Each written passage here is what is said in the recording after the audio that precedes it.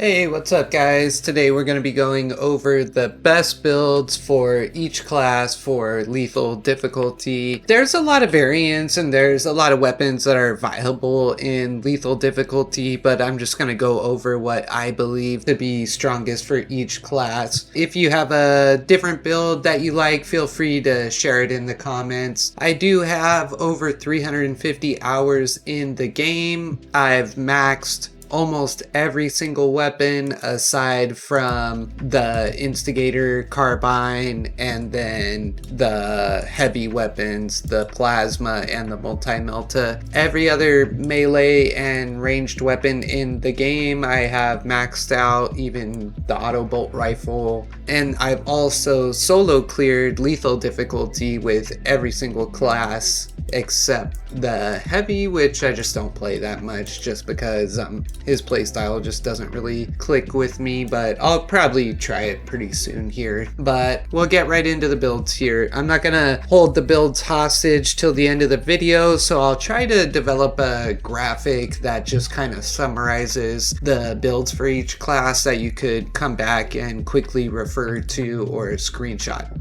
Alright, getting right into it. For the tactical class, the strongest build is obviously the bolt rifle with the grenade launcher. The perks are pretty up to you. It doesn't matter that much. I like to do the weapon spread perks with the extra ammo. One perk that actually does kind of matter is the ammo reserve increased by 20%. That gives you 3 extra grenades, which increases it from 7 to 10, so that can make a pretty big difference. Other than that, it's just kind of preference. For the bolt pistol, the perks don't really matter that much. I play on mouse and keyboard, so I like to do the weapon spread perks. That way I don't have to aim down sights that much and I can just kind of pop heads without aiming down sights, which is nice. But feel free to go with whatever perks you want on the bolt pistol. And then the actual version, it's not that impactful. You can just pick whatever you like, really. And then for melee weapon, I've tested block a lot on tactical and a little bit of balanced, and I still find that the fencing chainsword is the most powerful. If you're just trying to make sure you get through a mission, it's the fencing chainsword. And then for the perks, it does somewhat matter for the chainsword. So some of the most impactful perks are swift recovery. So with swift recovery, when you do this chainsword stomp, you get a shit ton of contested health back. And this can really help you stay alive in sticky situations. So pretty much any build that uses the chainsword, there's almost no situation where you would go for crushing heal over swift recovery. So you kind of have to always include this in your chainsword builds. I mean, I'm sure you could solo lethal with crushing heal, but it's going to be a lot easier with swift recovery. And then I believe that reverberating impact is pretty good. I like to increase the stomp area of effect by 50%. I think that's quite a bit better than saw blade, which increases the light combo from 4 to 5. And then lastly, full throttle. You can do the chainsword skip attack, which lets you get to the stomp in 2 attacks instead of 3 by using full throttle. If you don't know how to do that, look up the YouTuber Higher Thought Gaming. He has a video on how to do the chainsword skip. It's pretty good, although it is somewhat situational. A lot of times it can just work better to do all 3 chainsword attacks and end with the stomp, but sometimes doing the skip is useful. For tactical perks, first column, it's either going to be balanced distribution or Kraken penetrator, and then relentless pursuit for the second column. Third column, this is one of the most impactful perks that tactical has, which is Emperor's Vengeance. You pretty much have to use that with the grenade launcher build. It makes it way better. And then transhuman physiology for 30% more contested health. That's probably his best team perk. I almost always pick that. And then priority targeting for 8-second longer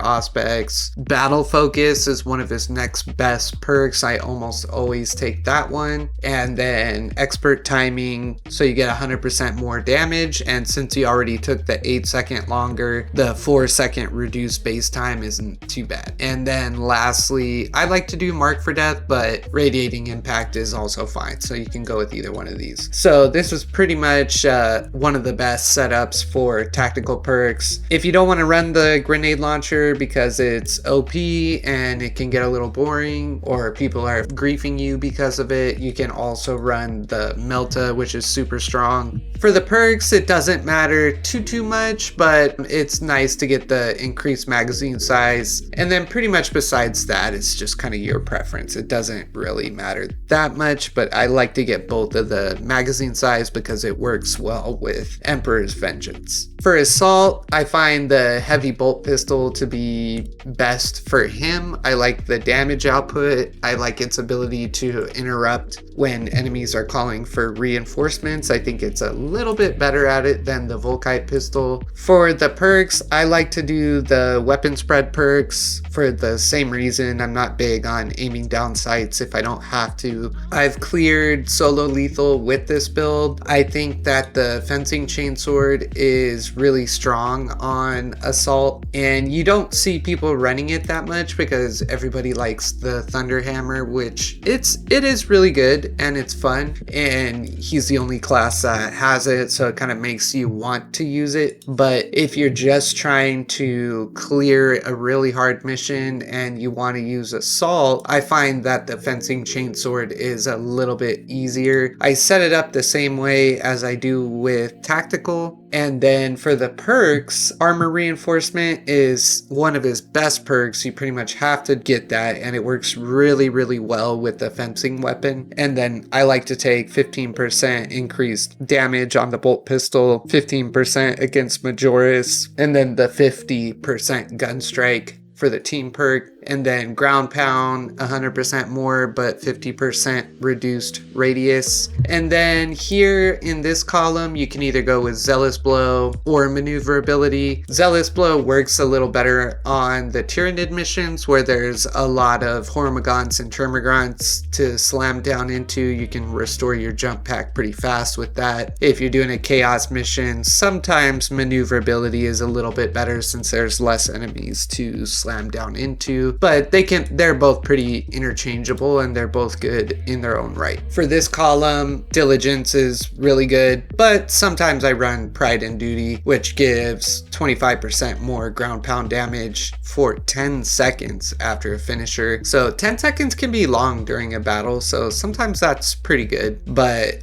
most of the time, mostly people run Diligence. Just keep in mind that it does increase the prep time of the ground pound by 25%. A lot of people get themselves killed because they try to fully charge their ground pound every single time, and especially in like lethal difficulty, there's gonna be times when you can't fully charge it. So don't always feel like you have to fully charge it. It still does pretty decent damage even when it's not fully charged, so just, keep that in mind. And then for the last one, all three of these perks for his signature perk are not that impactful.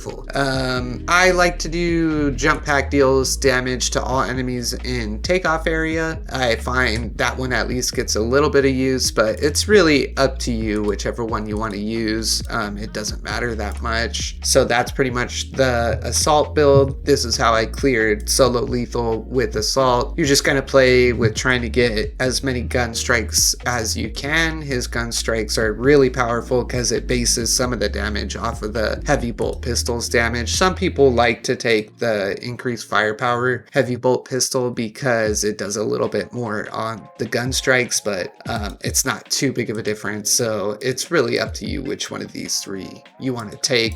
And the Volkite's not too bad on Assault, but I like to run heavy bolt. Vanguard. A lot of people run the Oculus. People have solo cleared lethal with the Oculus. I have solo cleared lethal with the Oculus. It's pretty good. When I run the Oculus, this is the perk setup I like to do, although a lot of this is up to preference, and none of these perks are particularly impactful, like, oh my god, you've got to take that one. None of them are like that on the Oculus.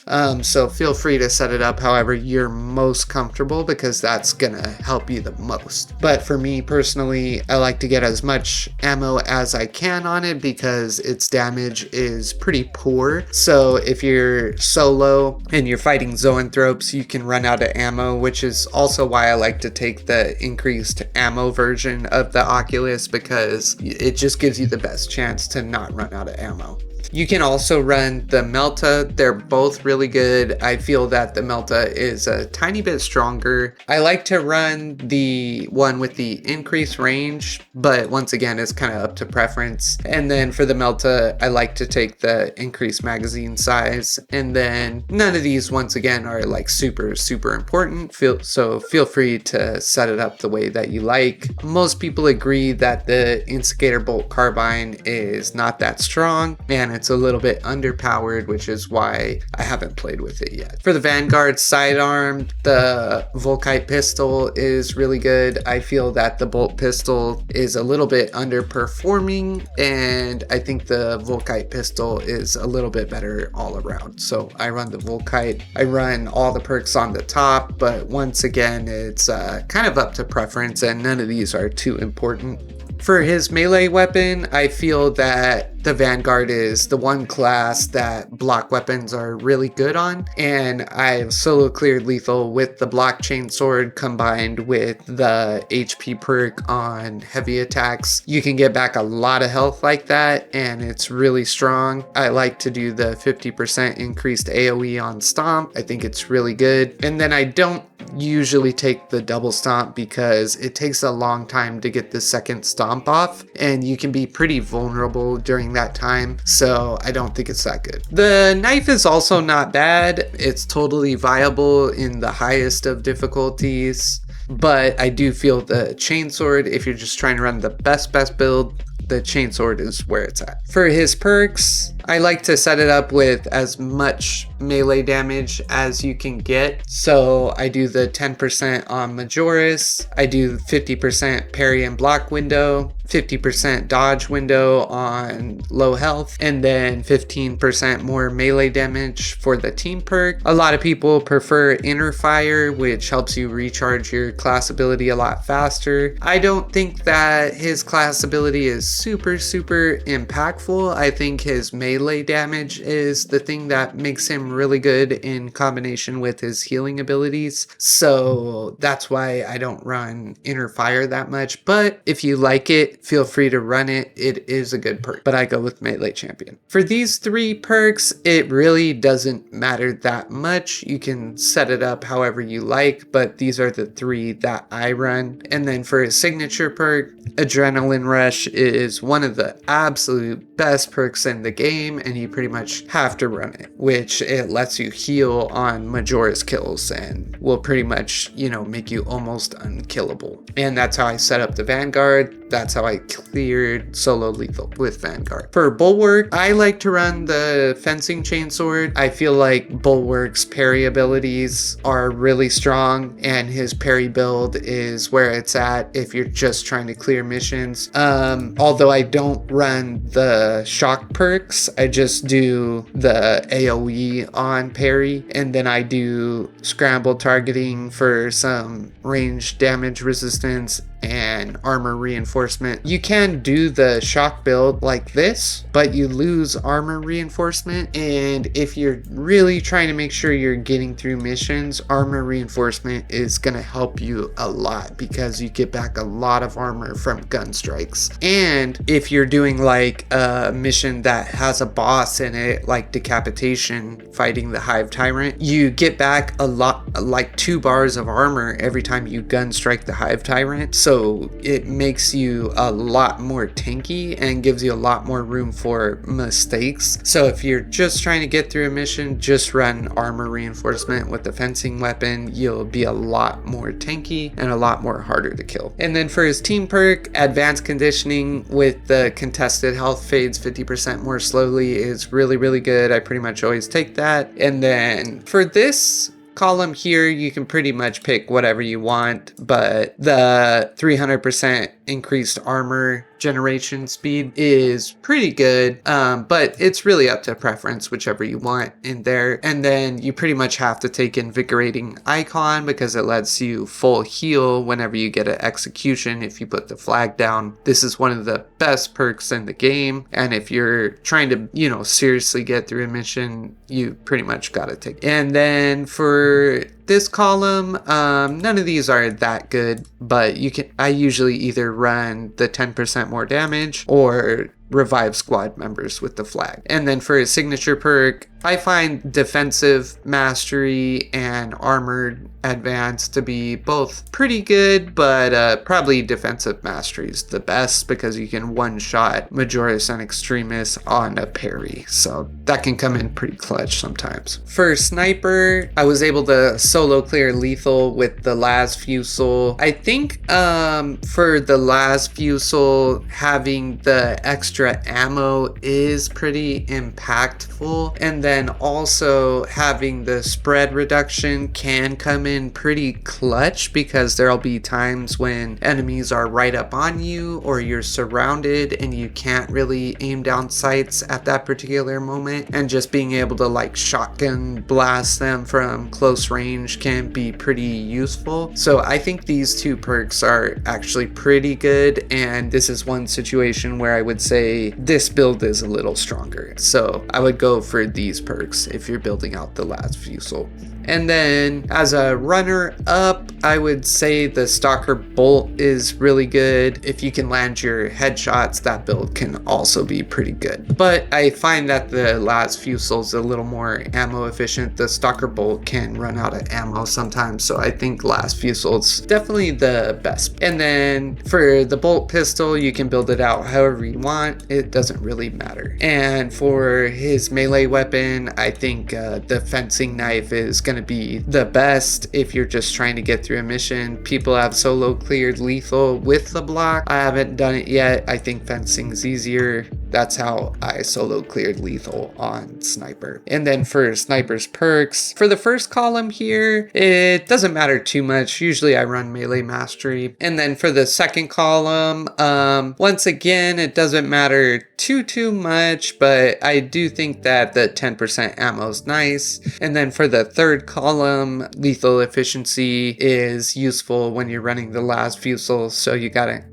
pick that one. For the team perk, I like to do weapon spread, but the headshot kill restores ability charge by 10% can also be good, so I'd run one of those. And then for this column, I do headshot kill restores camo cloak charge by 5%. So for this column, you can either take the range damage or the melee damage. They're both pretty good. I tend to take the range damage a lot of times, but that's just preference. And then this is the one perk that you do kind of have to take with the sniper. Whenever you do the camo cloak, if you melee right away after you cloak, you can get your cloak back a lot faster. So the way that you do it is cloak, melee, and then you'll come out of the cloak after 2 seconds, and then when you come out, the cloak will already almost be back again. So that's kind of how you spam his cloak ability, and it can be really good by doing that. And then for his signature perk, they're all kind of good in their own way, so it's kind of up to preference, but I think that emergency override